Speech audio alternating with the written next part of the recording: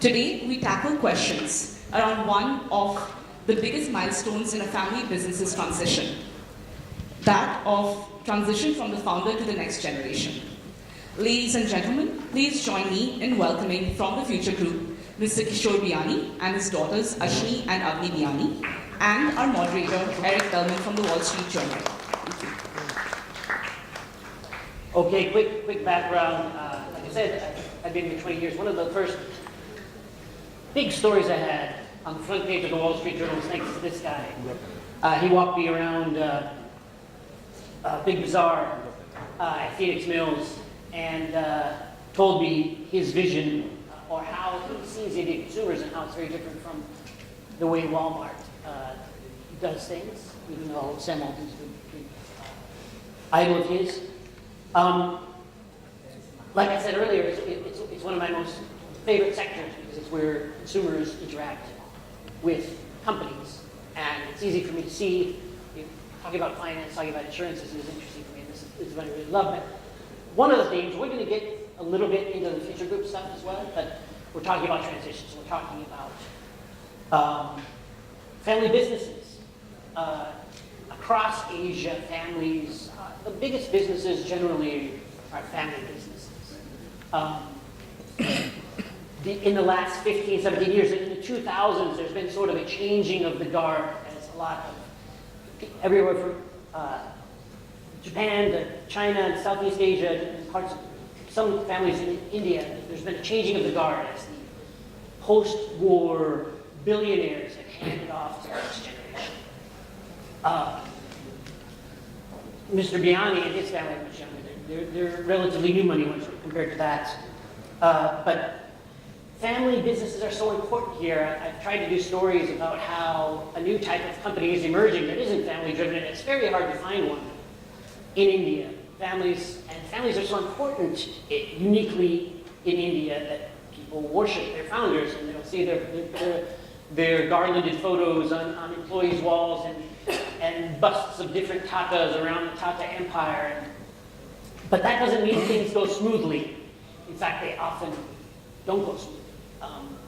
I was here living right next to Seawind when Anil and Mukesh Ambani. Anil went to Wharton, right? No? Yes, okay. Well, he's obviously a better brother. Started squabbling because their father hadn't left very clear instructions about what to do with his empire. That was pretty ugly, and this is. And we've seen other fights. We've seen the Siganias are fighting now for some reason, even in groups that are allegedly professionally managed.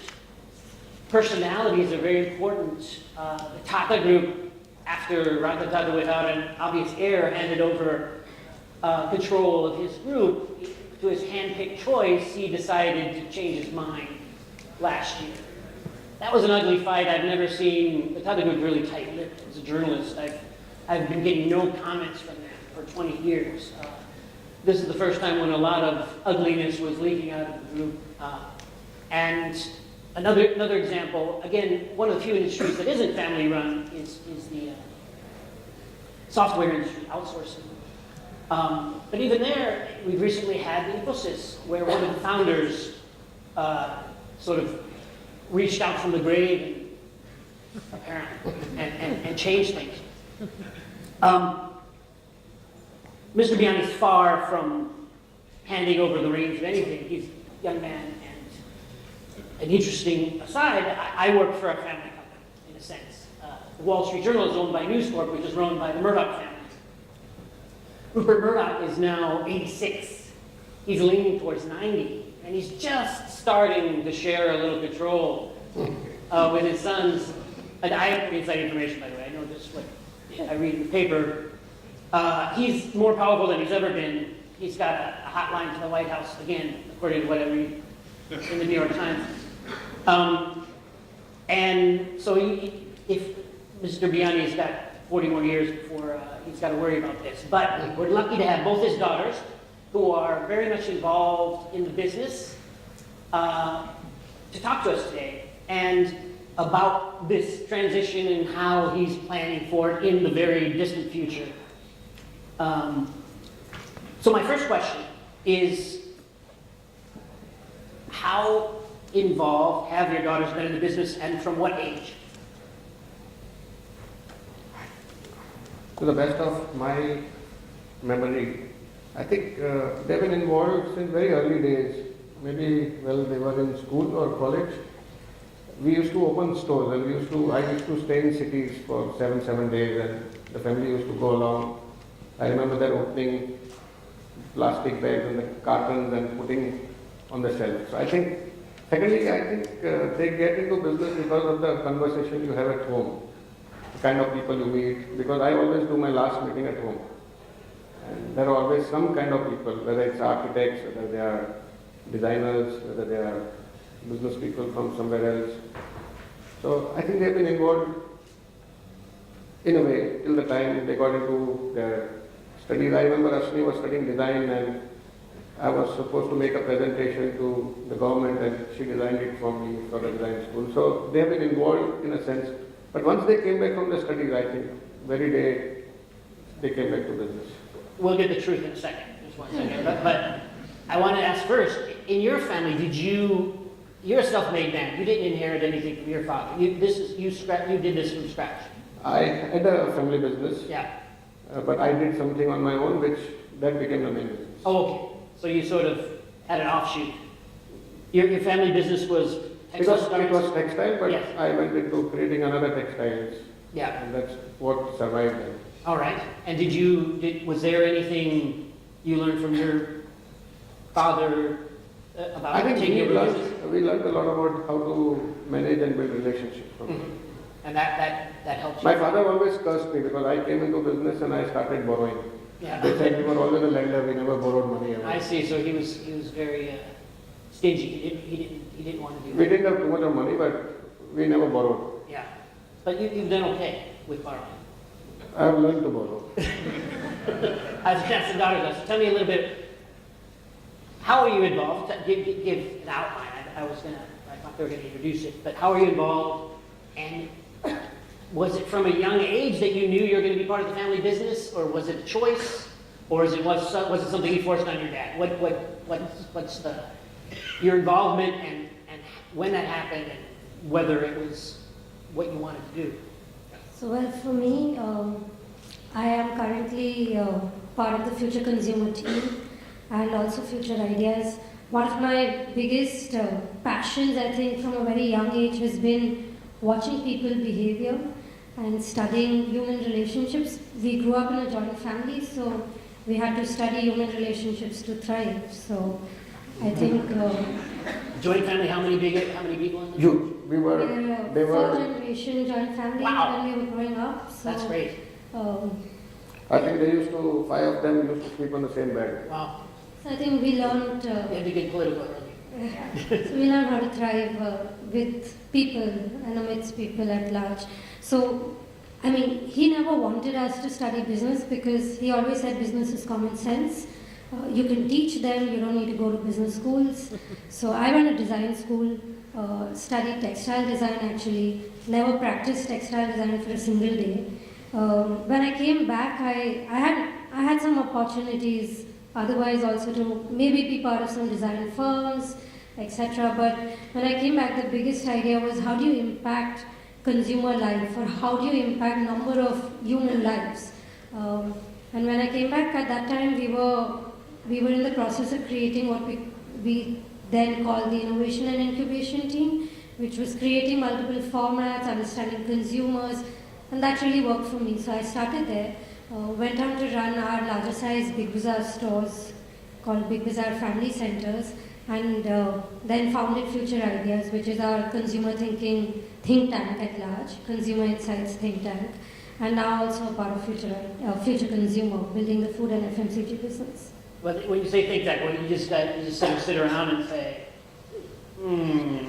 matcha chai. Do people want it? How do you do this? We study the context in which consumption or any consumption happens at large, and therefore we study India, its culture, the society, various dynamics that actually influence any consumption decision or any big societal shift or change. So one of the things that we practice at Future Ideas is the science of memetics. Memes, memetics, memes. Oh, wow. So what we try and do is go to the source of why things are the way they are, and which of these ideas are going to remain popular, which of these, if they remain popular, what are the newer ideas that it will lead into, and how does that impact business, culture, science, technology at large. So I think that is where, from design school, that's where I really started, that's where my passion was, and now Future Ideas is an established practice. So Future Ideas and Future Consumer is where we lead many of these insights and thinking into. And do you get data from the future group to sort of prove or test your ideas? Yes, we study both numerical data, and we also study a lot of data by watching consumers in the store. So we have various stores which are coded with cameras, through which we also track movements of customers. We study baskets, we study trolleys, we understand community behaviors. So we do a lot of work around community behaviors and developing personas to further mine it for our data inciting work. And then there's global companies that do this type of retail and anthropology in a sense. Yeah, I think in India we believe that we needed to create our own understanding, our own knowledge. Your father knows more than you. Yeah, and he's a contrarian thinker, so we've learned to, make sense of that. Fascinating. Yeah, so I followed her 5 years later into the business. I studied from NYU and I did sociology and politics because again, we were not meant to study business. So when I joined the business, actually I didn't really know which part of the business I was joining or what I'd be doing, but I think a month ago, before I came, he told me, oh, okay, you can join the food part of the business because you seem to be very passionate about food. And we were just about starting to experiment with a format called Foodhall. So we didn't really, it wasn't planned or designed in a way that I would join and I would get to run Foodhall. It just so happened that I joined and, I thought I could play a bigger role over there. And also Dad doesn't really believe in giving you a role or carving something out for you. He thinks that water will find its own level. And in the sense we'd spent so many of our summers in the group. Every summer I came back, I spent 3 months with him interning. I did a whole summer with him where we ran a very intense PE process. So we were already exposed to so many other parts of the group and we knew everybody. We knew the top management, we knew all the leaders. So in that sense, the induction on day one was very different from what anyone else maybe goes through. So Foodhall Was not becoming part of your dad's business an option? I mean, it's not something we ever thought about. Was it an option? We didn't talk about Yeah, that. I mean, very natural, I would say. It just felt like a very natural progression. Yeah. Future Ideas does work outside of Future Group as well. Yeah. And he's been very supportive of that. I mean, a lot of the work we do comes from various sectors, and so much of that learning is important for everything that we apply even within the group. So, it's a great, fascinating sector too. If he was in chemicals or iron steel, it might not be as exciting. Exactly. And tell us a little bit about cover story, which we did as cover story now. But you helped launch that as well. Yeah, so after spending about 5 years at Foodhall, I've gotten more involved in the lifestyle business, which is future lifestyle fashion. With Cover Story, I think that we spent a lot of time, we were spending a lot of time in London, and he had a dream and a vision to build India's first fast fashion brand. And when we started spending a lot of time in London, and when we would study retail, because wherever we go, we like studying retail, we like studying stores. He probably knows much more about any brand or any retail store in the world than most women would. So I think the whole idea came about that can we create a brand for Indian consumers, for the Indian body type, but designed out of London and bring in global sensibilities. So I think that's the journey that we wanted to play with. Cover Story, by the way, is a fast fashion brand. Made in India, but sort of designed out of from hints, global, but for Indians. For Indians, and exactly. Indian price points. How many stores do you have now? Or outlets, they're not just stores, it's sometimes just shows. Yeah, so we have over... I think we would become a 100 crore brand. Yeah, Wow. we'll be 100 crore Great. brand. We were writing about it when it was just Yeah. started. So there's been good response. It's So sort we of, get 2 years 100 crore. it's sort of an Indian... I think Indian silhouettes, Indian designs, Indian body types, And it's done reasonably well. We are getting space now in all malls on the ground floor. So that's the sense of arrival, along with the foreign brand. Because Indian mall owners don't give space to Indian brands. I see. As a father of two daughters, was this something you're conscious of as you're raising them, that someday they may be your executives, your partners in growing the business? Or is it something that just sort of has happened in the recent years? I think we never thought about Yeah. planning. It was very, very natural according to me. I didn't want them to study business, but still they came into business. Yeah. That was the only consideration I had, because I believe one should become right brain more than the left brain. Mm-hmm. Left brain you can pick up, right brain is very difficult to pick up later. Yeah. And it seems like you inculcated the sort of curiosity that you have about consumers. It's now think tank in a sense that you're. I think that's our job. We are observing you, what clothes you are wearing, what shoes, what socks. Okay. So, what I was going to ask,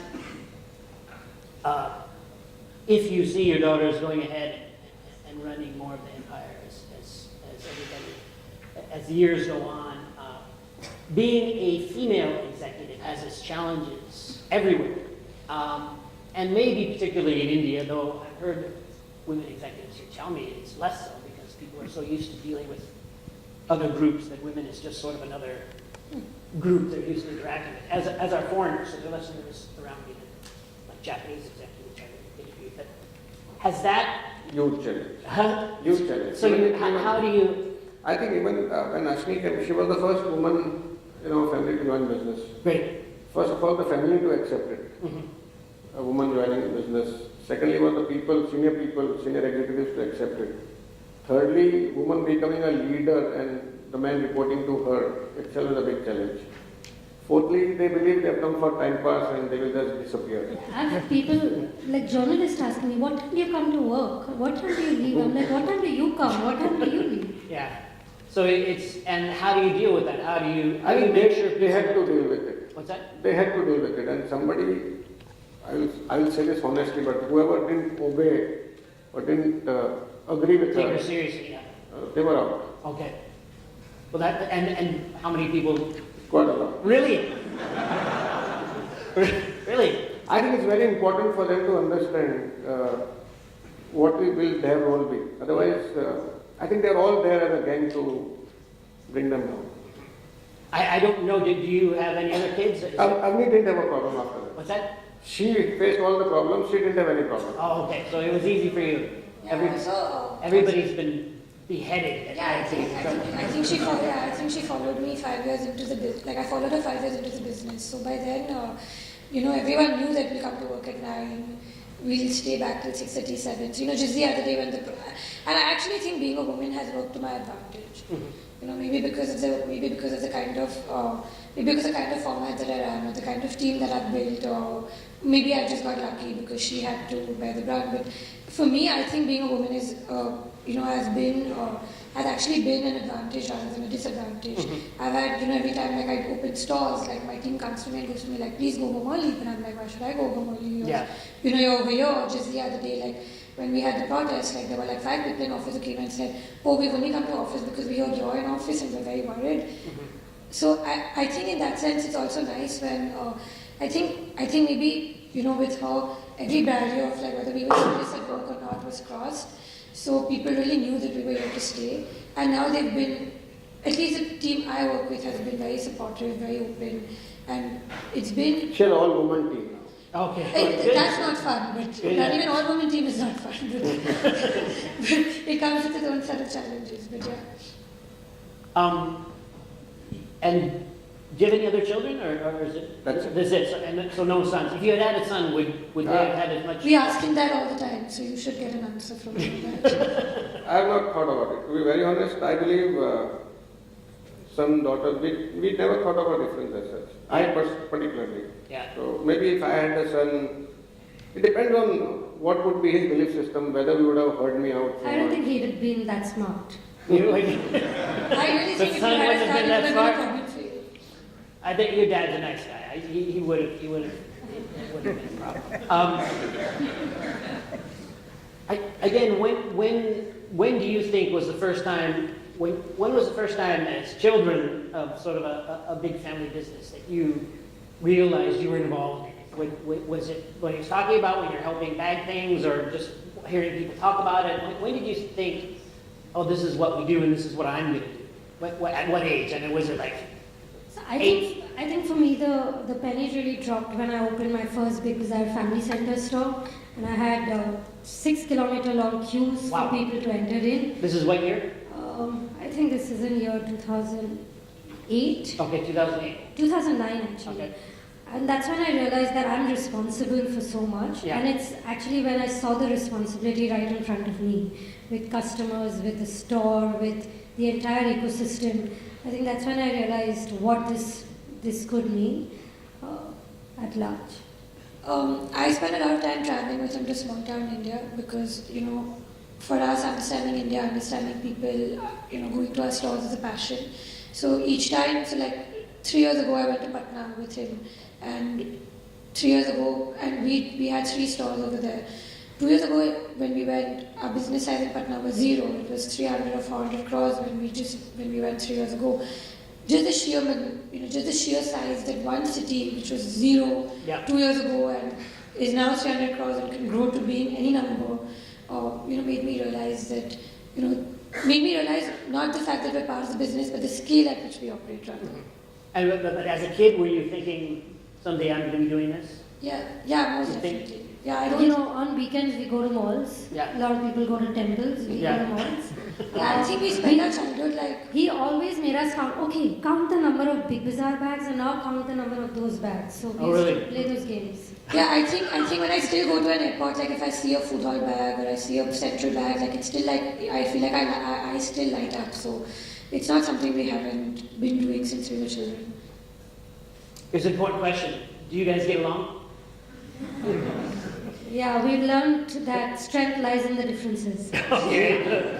But do you? We also don't spend time with each other at work. She works out of a different office. I work out of a different office. So we try and So you separated.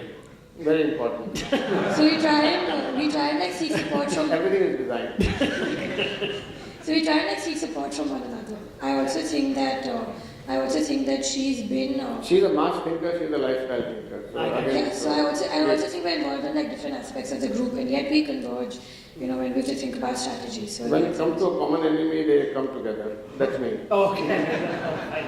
What do they fight you on? On a lot of things. This is more of a group, but what's the biggest challenge right now? We hear differing opinions about the kick in the gut the Indian economy has gotten from GST and demonetization. You guys would know firsthand. Are people spending more rupees or less rupees than a year ago? How is it? I think for us, the formalization of economy is taking place. And when demonetization was very, very positive for us. In fact, we are struggling with numbers on the growth we had November, December last year. Wow. Still we managed 16-18% growth, so that was still good. But we grew substantially in the last November, December, because especially in the markets in North, NCR, and in some markets where demonetization helped us to grow quite a lot. How does it help you? Because people can use cards. Because people were able to use cards at our place, and we were very, very overactive at that time. Yeah. In fact, demonetization we converted into our advantage. Even GST, in a way, I believe the formulation economy has to help us significantly. So when the market, we got an opportunity to get new customers into our stores during that period. So in that sense, it's been helpful for us. But overall, I believe India, the changes are happening too fast for anybody as society to accept. We get one law a day, in a sense. Yeah. And I have lost count of what's happening. So it makes it difficult to do. I think we have to run business very differently because the laws keeps on coming in, the laws keeps on changing, and to keep pace is very, very difficult. But what do you think? Are we heading into Achidin? Is Modi right? And these reforms are leading to more growth? Your consumers should be telling you with their wallets. Are people optimistic? The same? I'll tell you something. Like Avni mentioned, we believe India lies in the states of India, all the states of India, and every state of India is progressing unbelievably. I was in Lucknow on 31st. Last year we were in Banaras. So we go to small towns, stay there, and I saw a particular trend. Falguni will be very happy with the trend which I saw. I was just sharing it with some people early in the day. I went to a place called Imam Wada in Lucknow, which is the most popular place and a historical place. And 9 out of 10 women in the age of 18 to 45 were wearing that lipstick. Nowhere in India I have seen that. Wow. So the kind of aspiration which we are seeing at the States, everywhere we go, whether I've been to Rajasthan, Udaipur, we are observing the same thing this year. Wherever we are going, everywhere, the way consumers are aspiring is amazing. We do an aspiration study every year, and one of the things that emerged out of the aspiration study was one of the deepest aspirations for women across all class and across all cities and towns of India was women want to wear high heels. So that's showcasing their mobility, their confidence, their ability to go out. And we also do a study, one of our companies, Future Brand, which does a study every 6 months on something called Bharat Darshan. I mean, they stay for 15 days in a particular town and see the societal changes which are happening. And for the last 5-6 events which they have monitored, it's been the woman with the girl child getting importance in the Indian society, which was never there earlier. I think India is changing at the state level. Every state, I believe, is competing and performing well. And that's what is driving India. The aspiration of India, the aspiration indexes are very, very high.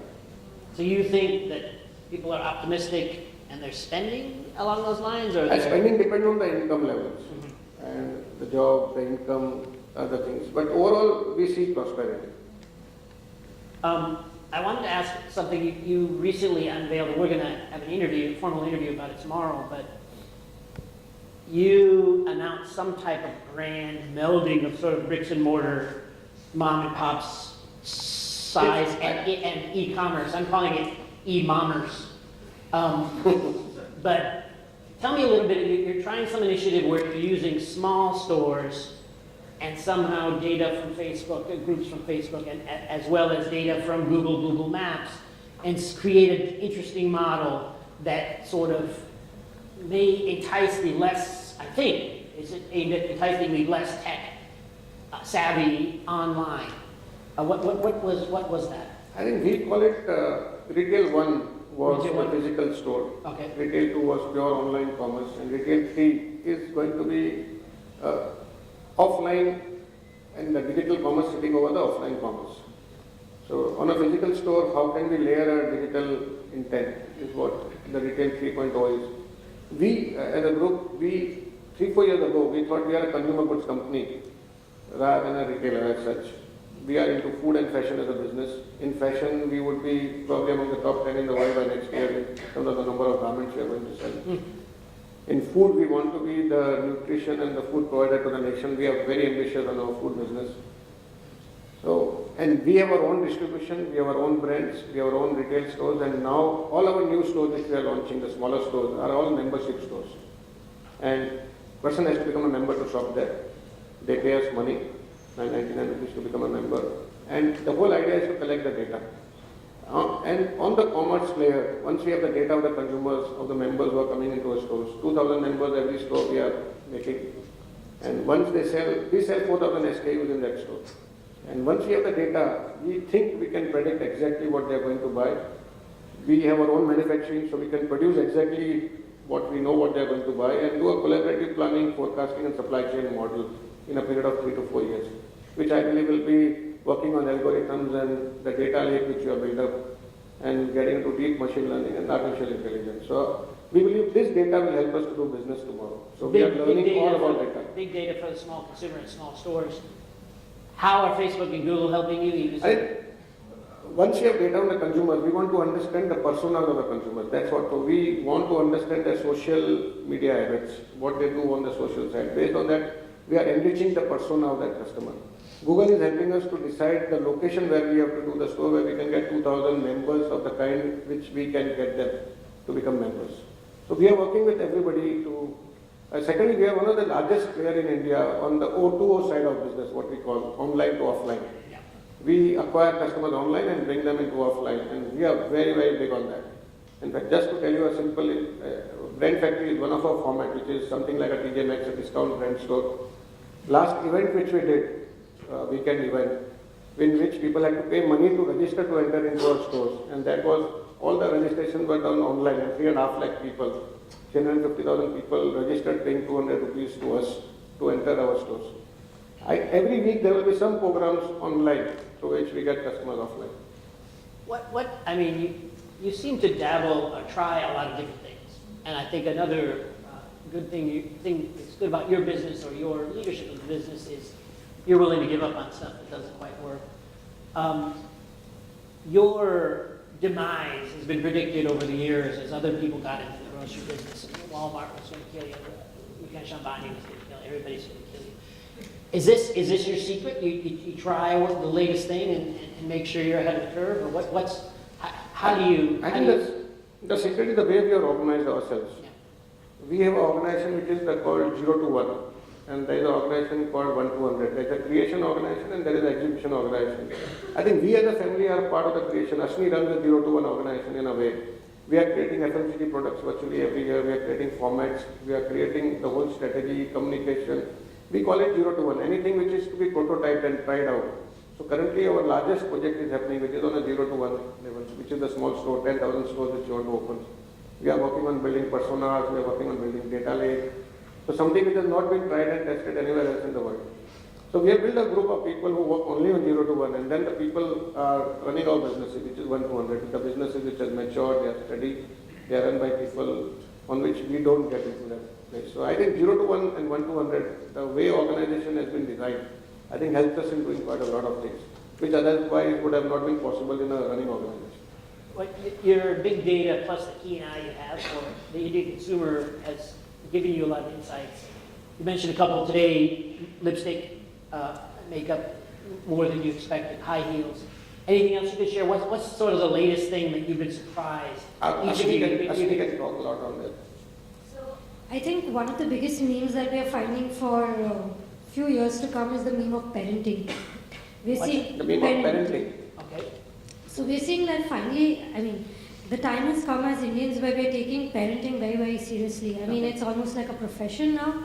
We're learning it. We want to do it right. We don't want to make mistakes. And this is resulting in a whole lot of new behaviors and trends that we're seeing. So parenting is definitely a huge meme, which was otherwise... We produce 25 million babies every year. 25 million? Babies every year. Okay, yeah, good. So I think we're looking at this meme significantly in some ways. We track the fasting and feasting occasions in India. In India, we believe that this year, I think there are 189 fasting days. Okay. We believe that fasting is actually an occasion to sell different kinds of food, and it's a different habit. It's a different habit that we need to So understand. 10% of the grocery business comes out of fasting food for us. 10% of the business. Nobody knows this. Huh? 10% of your business is foods people eat after fasting. Fasting food. Fasting food. Okay. So I think we create calendars to understand the rhythm of fasting and feasting in Yes. India. So these help us in mapping how consumption is going to happen. This is a very important part of what we So you're saying when people take Mondays or Tuesdays off from meat, they eat something different on Wednesdays? Yeah. Yes. Fascinating. Yes. So I think the other thing we are watching very closely is 2018 is going to be the year when the first generation of the 2000 born Indians are going to become adults. And these adults are now going to exercise their own rights very, very differently. It's a complete millennial generation. They've been educated in different times, slightly more entitled as a generation, born in the times of more abundance than Yes. scarcity. So I think we are watching these customers very, very closely and thinking about how our brands, products, stores will respond to these as well. Is there a demographic bulge there? Yeah, we publish everything. Oh, really? So we have written almanac and calendars we publish calendars for each and every community of India. The fasting, the feasting calendar, the celebration. So the festival. 14 top ethnic linguistic community calendars we study every year, and we try and map their patterns, their highs, their lows, their auspicious days, the days when they're going to shop, the days they are not likely to shop, etc. So that means you're doing a different type of just-in-time delivery for what's on your shelves, or what? Or you? The entire planning process happens based on that. Anything else? Anything? She has a different kind of consumers. Right. No, I'm her consumer. I know that. But what is the upper crust up to recently? So we've recently just launched a new store in Chanakapuri in Delhi. So we believe, we thought that Big Bazaar upgraded. Yeah. About 2 years ago with Big Bazaar Jet Next, and the Foodhall team played a big role in upgrading Big Bazaar. So after we upgraded Big Bazaar, we realized that we really need to get our act together and upgrade further.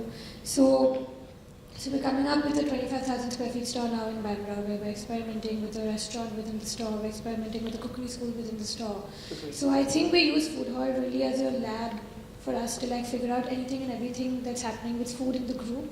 So any new trend that we see or we want to work on for a Big Bazaar or for a small store, for nilgiris or any of our other formats, we really see the genesis of it in a food hall. So build a whole bakery business around what Foodhall has. Yeah. Okay. Bakery business, you're saying that was... We have built the largest commissaries in India. Largest Our one? commissary business in 3 years will be 1,000 crore business. Wow. So I think Foodhall is helping us to learn what to do next in food business. Mm-hmm. And what's the creamy layer eating now? What's the new? So we're actually working on our trends for 2018. So we're looking at. So I think what's really fascinating in India is that the consumer that we end up dealing with as well. Trends don't really come any later to India than it is probably in the West. So while last year was very big with matcha and activated charcoal, the one big trend we're noticing is more a shift towards cleaner eating and healthier eating. So anything and everything that we're doing with vegan, gluten-free, any kind of superfood, any kind of new product is doing extremely well for us. So we think Indians are hungry to learn. We think Indians... So you say the trends of the West sort of... The trends of the West are right away. Are here right away. Yeah. They are not able to sell frozen food, which I'm surprised. Yeah, so... Really? Yeah. Nobody wants frozen food? Yeah, No, where you were saying in the Foodhall. Big Bazaar... Yeah, but... In Big Bazaar we are growing, Yeah. but in Foodhall, I think in Foodhall what we account for is the fact that this consumer who comes to you has a lot of domestic help at home. So categories like frozen will never work. Yeah. Because categories like frozen doesn't make sense to the consumer who You don't comes need to the convenience. They don't need the convenience, and they have enough staff to be able to give them fresh food at any given point of the day. So, but with Foodhall, we've seen that healthier eating. There's a big audience that's coming up that's finding gluten allergies, vegan allergies. So we believe, and I think that's a trend that we want to drive in Big Bazaars as well as our recent acquisition Hypercity. So we do believe that there's going to be a very significant consumer that's going to consume differently, that's going to consume based on health and different eating habits. I think one trend we picked up from Foodhall was around packaged popcorn.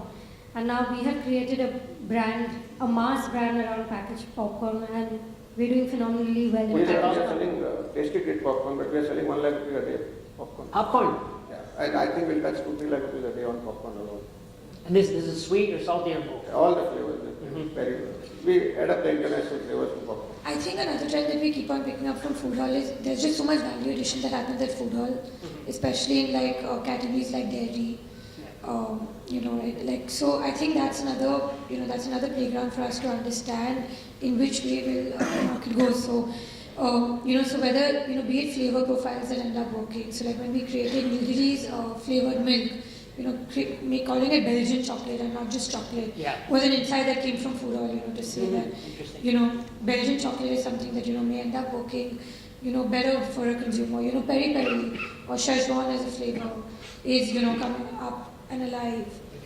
So you end up you learn stuff that we failed on one count. We created a bhujia. Yeah, called wasabi. Wasabi bhujia, and we thought that didn't sell more, and that didn't sell. Didn't work. The others sold much more. Not it's like barbecue and doing better than wasabi. Which is complains that it hits. So. Yeah, it's red. It really hurts.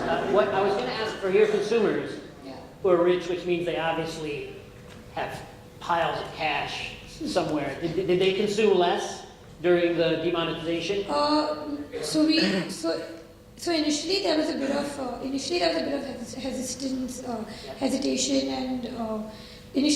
hesitation, and consumers didn't really know what to do. Yeah. But I think Delhi was affected definitely. 10 days. 10 days at least. Delhi 10 was days. affected. I genuinely think Bangalore was not affected because Bangalore as an audience behaves differently. There's an NRI audience. Delhi got affected for 10 days. But Delhi definitely did get affected for 10-15 days. All that black. Yeah, I think Bombay managed to survive. I'm basically. Yeah. We have questions? couple of questions. The first is from Sahil Shah.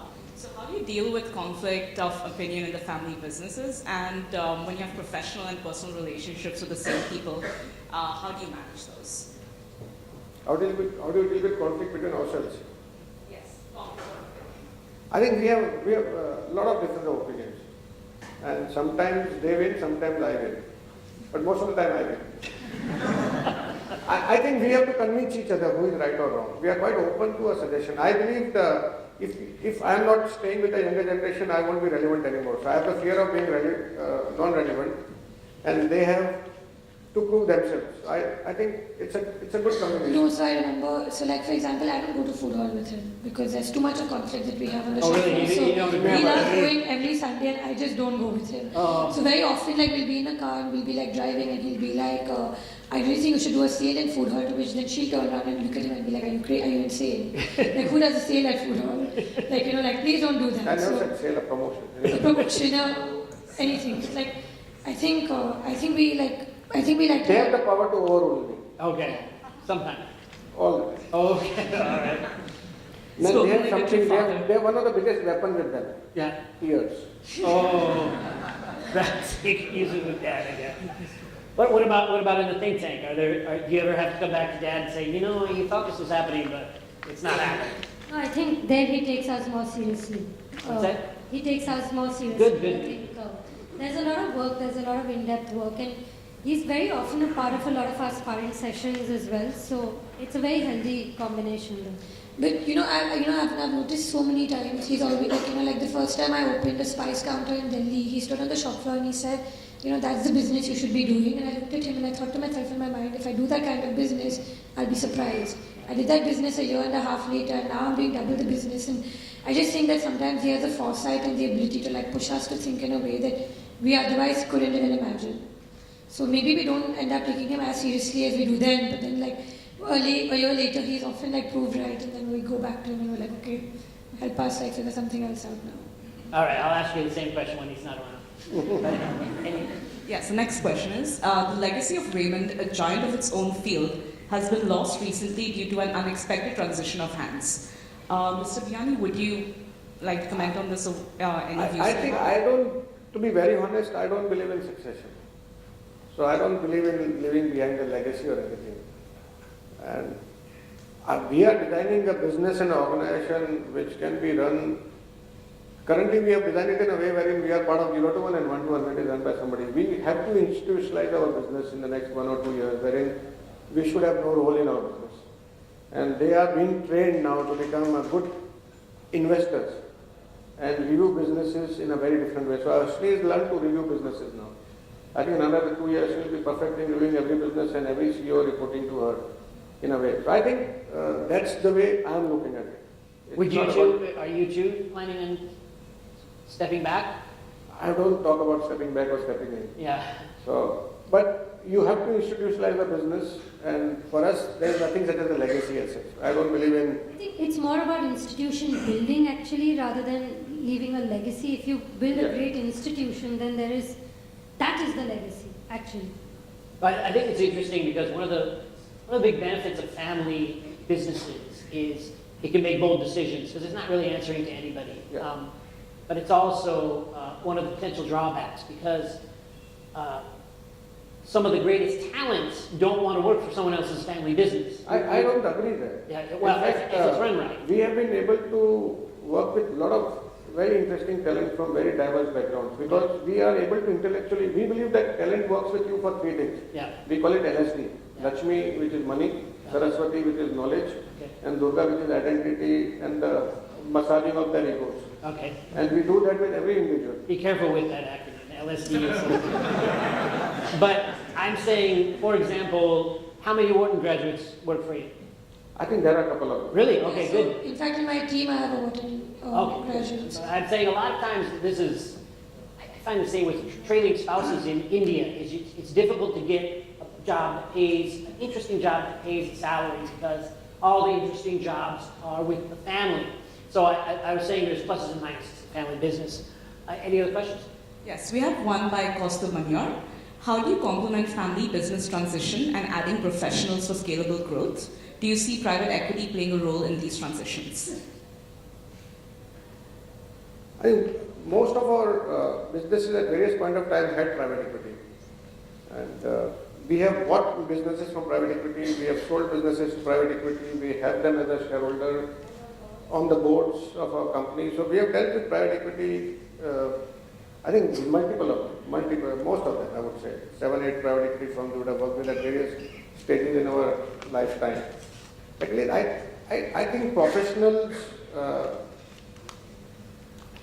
we have to develop a healthy relationship between owners and the professionals in a way, and wherein we believe, we being a first generation entrepreneur, and we have a middle class upbringing and moorings to a great extent. Even I would agree they would have that similar thing. So we also come as their colleagues rather than their bosses. And I think that's a healthy relationship which we have built over a period of time, and that's the culture which we have established in the company. So I don't think so they get threatened by us or we get threatened by them.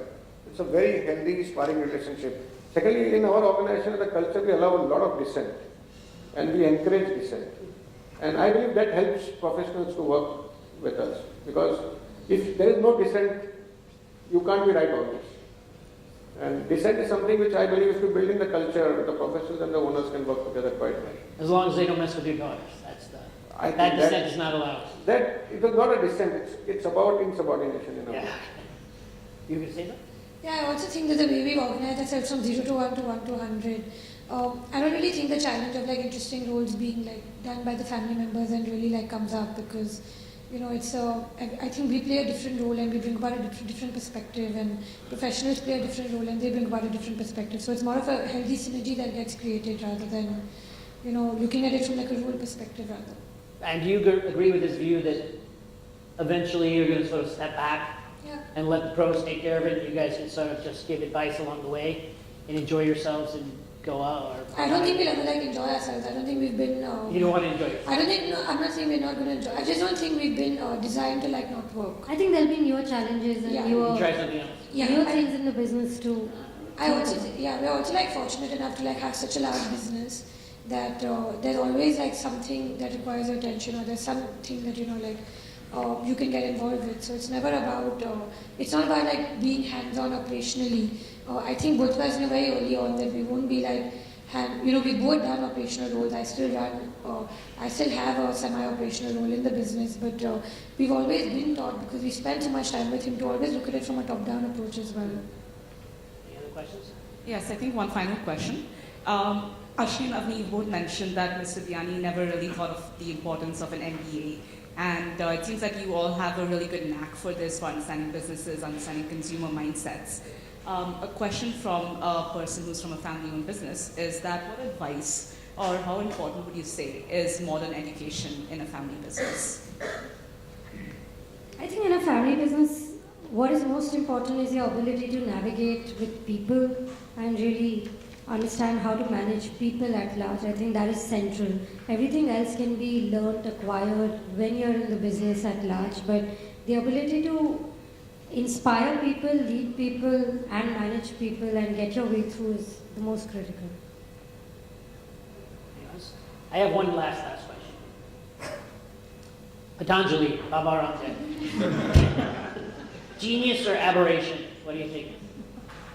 I think, now again, being an Indian, we believe in subjective truth, not absolute truth. It can't be absolute genius or absolute dead. Yes.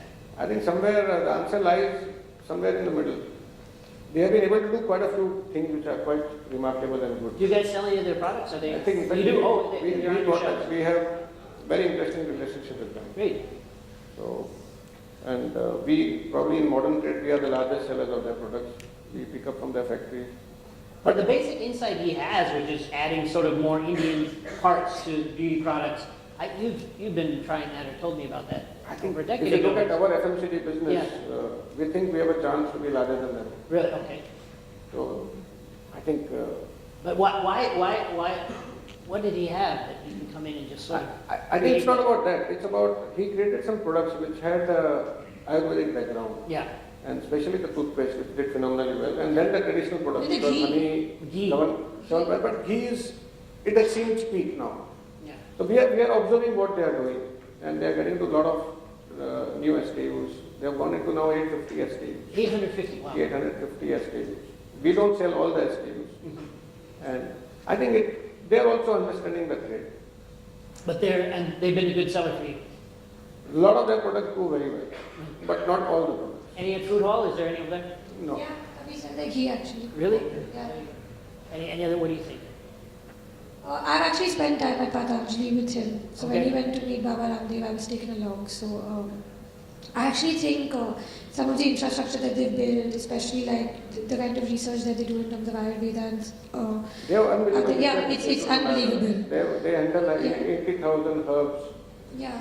and jadi booties. Yeah, and you know, like having visited their cow farms and you know, seeing firsthand how their phenol is made, it's certainly fascinating, and it gives you a very Made different. out of cow urine. Yeah, no, I mean, Yeah, it's very fascinating to see, and I think it's just interesting to see how they look at the FMCG business versus how But we. they have their own challenges because Dalip is here, and if you develop a product, how do you forecast how much you are going to sell? Yeah.